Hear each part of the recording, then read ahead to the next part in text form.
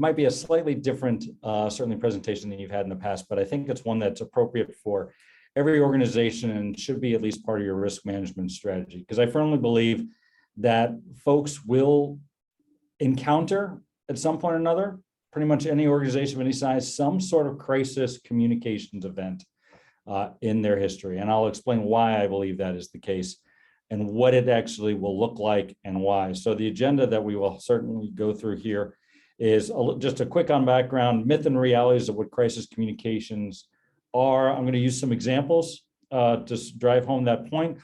And also then there'll be some takeaways at the end. I think this is going to take maybe 15 or 20 minutes. And I'd really like to open up for questions for however long those questions are raised. And if we end at the top of the hour, great. And if we end early, that's fine. Hopefully I'll give you 2 or 3 tips that you can take away and encourage your organization, if it's not on your purview, to execute right away. And I think it'll hopefully stave off the possibility that any crisis communication event that you will encounter will cascade into something that could seriously disrupt operations. But as Jake had said, a little background on me, I've got nearly 30 years of PR experience. I started as a Navy officer, turned Navy public affairs officer. 2 most notable jobs were in the latter half. I was the public affairs officer on board the aircraft carrier USS John C. Stennis with a staff of 7. We had 4 channels of television, an FM radio station, an 8-page daily newspaper for the 5,000 people that encompassed the carrier and the air wing. But I was also the corporate communications head, if you will, not only for that ship, but the 8 other ships that went with us on battle group on deployment to the Persian Gulf and back. And that was in the early 2000s. But prior to that, I was actually also the public affairs officer for a joint military operation in Haiti that was obviously in the spotlight for being, if you will, a civil humanitarian force that was trying to demonstrate to the fledgling democracy that we restored that this is how a military should be of service to its people. Most recently, however, in my crisis communication events, I've had the privilege of doing several different things. Most notable, given the current state of things, was managing the media relations and family communications for about 55 skilled nursing facilities in California and a couple in Nevada as well, as they were dealing with their COVID outbreaks. Some of those were large enough to had the largest outbreaks of any nursing home in the state of California at their time. So we had not only local news interest, but we had national and in some cases international news interest. And I think I'd like to start there because when you talk about crisis communications, the myth is that they have to be so catastrophic and so big that the cable news, national news are the ones who are coming onto your doorstep. Cameras are rolling, they're peppering you with a whole lot of questions and making a very uncomfortable position. And they are sudden, you really can't expect them, and short-lived if they're handled correctly. And I would say to you, that is true. Those things do happen, but that isn't where a lot of those instances that most organizations will face when it comes to crisis communication. Yes, here's an example of an actual article of one of the skilled nursing facilities that I worked with. It was on CBS this morning, and this was the web version on that. But I would submit to you, you're likely to not face something like that in your organization. What you will face is something that will pepper on social media or an influencer blog like medium.com, an online review like Glassdoor or Yelp or Facebook, and it'll fester online if left unchecked. It will become something that will get shared by others, seemingly sort of out of your visual, out of your purview, or you may see it and discount it because you think it's just a small point of annoyance more than anything else. But if left unchecked and exacerbates over time, those type of instances get ranked high on Google because in absence of any other internet presence, you will find that these become the thing that people will see when they Google an organization's name or an executive's name or a combination therein. This is an example that I have from here of a pretty high-end actual insurance broker out of Chicago. I got a call from him in the late 2020s because he had settled with the Department of Justice a matter pertaining to failure to pay his back taxes. He pled guilty for it. It was an actual criminal deal, but he was allowed to keep his license because of the plea deal, and he paid something on the order of $1.5 million. That was the back taxes plus some penalties. And he was allowed to continue to do his job. So he didn't think anything of it. He had a page on Mass Mutual's website and still does. And that's, he thought that that was it. He gets his business from referral. But over time, he started noticing that the referrals weren't coming in as frequently as they were before. And in fact, he had some clients that didn't actually continue their policy with him, surrendered the policy or moved it over to another broker. And when he finally Googled his own name, he realized on the first page, this is the actual first page, the 4th, 5th, 6th, and 7th positions on the first page of Google were all about that plea deal. And people were running away from that. He didn't know what to do. Unfortunately, when you get to this type of situation, it is still repairable. You can still hire a digital marketing and crisis PR person to tackle this, but you can't remove it from the internet. This will stay in perpetuity. What you have to do then is you have to create an internet presence that essentially pushes that down to the second and third page by creating more popular content. And that, at this stage of his career, I told him it's probably going to be an 18-month project and will likely cost him in the 6 figures for that, because this crisis in the years making solidifies itself on Google and becomes the narrative. That is, I think, one of the things that most organizations will face, because thanks to these little devices that we all carry around in our back pocket, everyone is now a broadcaster. Without being trained in the art of journalism, or certainly even having an SEC license, my smartphone has a camera, a microphone, and with all of my social media accounts, like you see here, a distribution system. Everyone has the power to shed light and in some cases disparage any organization or individual within the palm of their hands at a moment's notice without thinking. They can do it also somewhat anonymously. In other words, they don't have to actually confront the individual or the organization face to face or have a conversation with them. And they don't certainly have to have any facts as they're promoting it. They can spread whatever misconceptions they have. Does it mean that they're absolutely lying? No, but the perception that they have that they are being voiceless, that they're being disenfranchised, they have the ability in a very emotional state to text, tweet, talk about somebody without thinking about it. And that's the frontier that I think most organizations will have to face.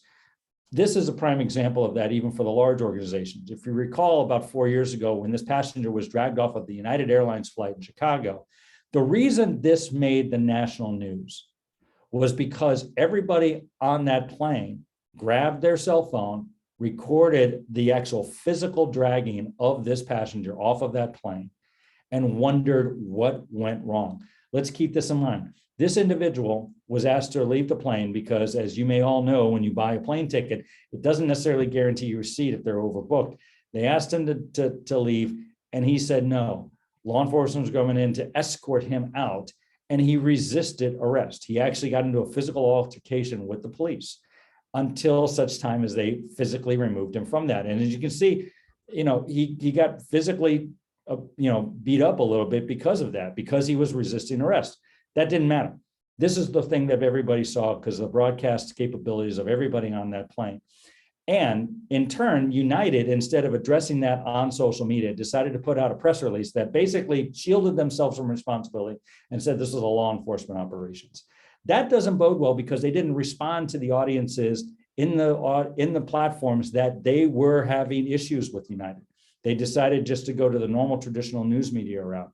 And in doing so, the next day, people started recording them shredding their frequent flyer cards of United, swearing off of the airline, and their stock market took a big hit the next day. That is what big organizations and small organizations are now faced with, because this thing isn't just a one-off deal. Every organization of every size is going to deal with the fact that now a social media controversy will find its way into mainstream media. This, on the left here, this Real Housewives of Atlanta, I'll call her personality, wanted to be seated at a Sammy's Woodfire Pizza at LAX airport. There were seats available. The staff and the manager apparently said, we can't seat you because we don't have the staff. You're going to have to wait. And she literally instantaneously on Instagram called out the restaurant and said they were being completely racist in a tweet, requested that everybody boycott, put a little emoticon on their Instagram, and it went like wildfire to the point that national news organizations picked it up. Sammy's Woodfire Pizza in LAX had to actually shut down their social media accounts because they were getting berated from that. And this right one here was a client of mine, a small independent veterinary shop in the North County of San Diego, where I live. And this person claimed that the veterinarian hurt her dog. There's questions about whether that was true or not, but she put such disparaging remarks on Yelp and on Google and on Facebook that 2 news crews showed up at the front door of this one veterinarian office and did a story on that, to which I was then called in after the fact. This is the front line of your crisis communication events. All of these type of social media and review platforms from Facebook, Google, Yelp, and even the ones that are not as popular but have a niche following, like now Angie, was used to be called Angie's List, or A Place for Mom, or Nextdoor, or PR Business if you're in that, Superpage, all of these things, and there are hundreds of them, is where the crisis for most organizations will occur, because they are going to talk directly to your customers, to your business partners, and in some cases to your employees, which in my opinion are the biggest priority, and tell them the organization that you think you are aligned with, either because you pay for certain services, you exchange commerce with them, or you're employed by them, is not the organization that you think of, and you need to look elsewhere for your needs on that one there. And overnight, you can find yourselves having your operations disrupted and having revenue curtailed and profitability called into question, and good quality employees, especially in this day of the Great Resignation and the Great Reshuffle, moving on to someplace else because it's just that easy to do so. This is what I would suggest that all organizations start to look at from a crisis communication standpoint. And I give you these tips for the reason that I would rather you not hire me if at all possible. I would rather not have your organization spend the hard-earned money to actually hire me. I'm certainly available for that, but I do believe that there are ways to prevent these things from cascading. First off is you need to be the first person and not the last person to know when these comments are starting to take hold. There should be a mechanism in place, I don't care the size and scale of the organization, to monitor the online chatter, to see what is starting to trend in terms of your organization.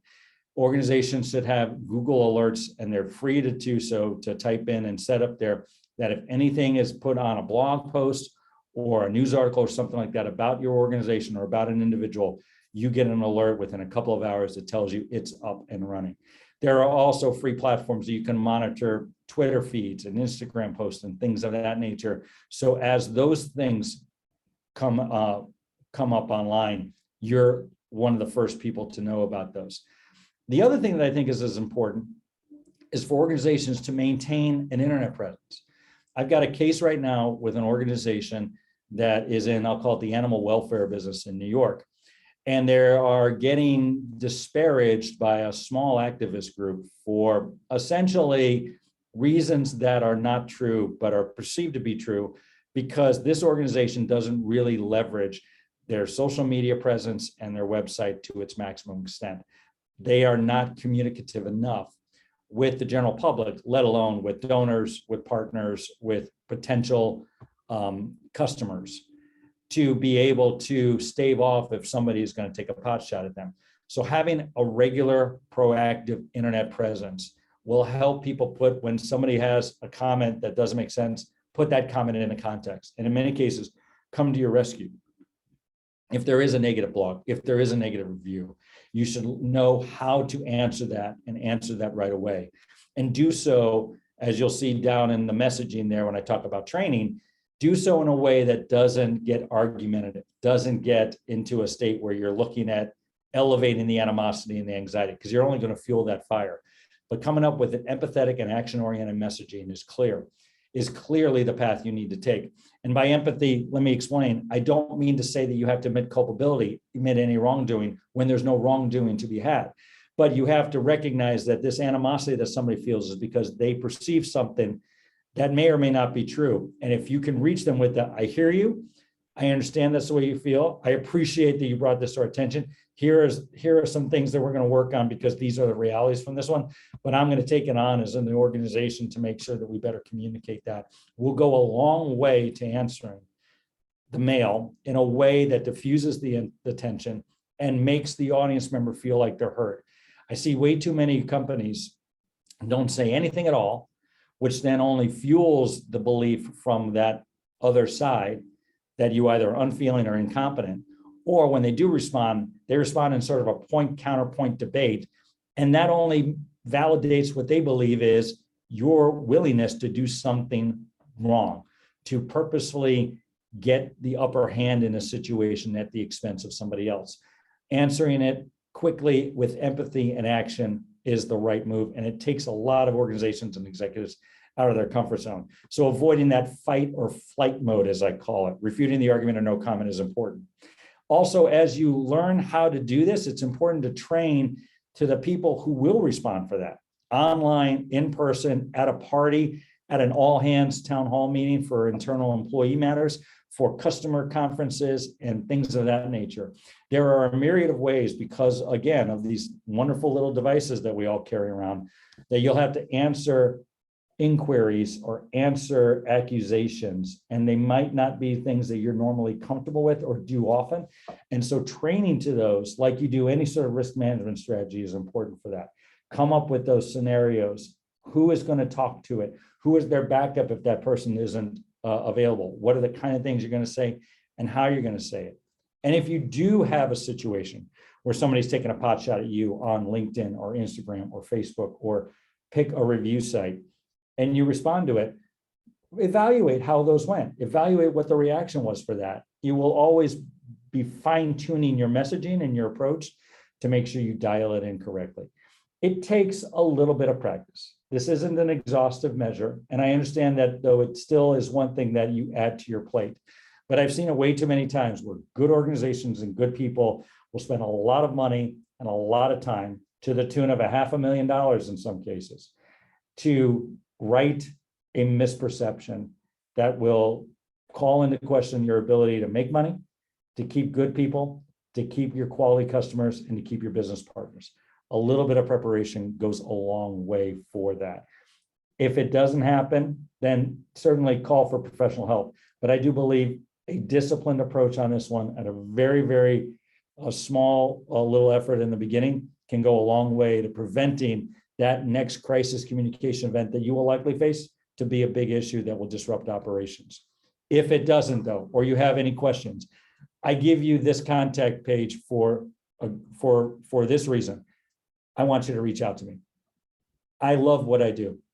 If I can give you 15 minutes of just you and me talking, or somebody in your organization talk about the kind of things that they're supposed to do, and that's all that my role is, and you go off and do good things, I will feel better for it. If I can help educate the general business and nonprofit and operations community as to what to do when they will likely find a crisis communications event falling in their lap, then I've done my job. You've got my LinkedIn profile, my website with the blog, my phone number, that extension goes right to my phone. And my email address is literally the legitimate email address. Do not hesitate to use it. I feel honored to be able to talk to you. Thanks to Don and Cindy again for allowing me to be here. I can certainly share the slides afterwards with both of them, but I'm going to unshare my screen so I can certainly see the bevy of people on this call. That was about 20 minutes. That's about as much as I expected to have on there. I'll take as much time if it's the next 40 minutes, if it's the next 5 minutes, it doesn't matter, to answer your questions. I appreciate the time. Jake, I'll turn it back over to you. Yeah, if you guys have any questions, go ahead and drop them in the chat box down below. We'll just give it a little bit of time, see if anybody has any questions. I will tell you the questions I normally get on this one is, how much time does it really take to maintain an internet presence? And I will tell you, I think it's about an hour a week, if you really point it down for that one there. The blogs posts, the social media posts don't have to necessarily take that much time if you have a disciplined approach. You can do more for sure. I'd say a minimum of an hour a week would be important to do so for anyone there.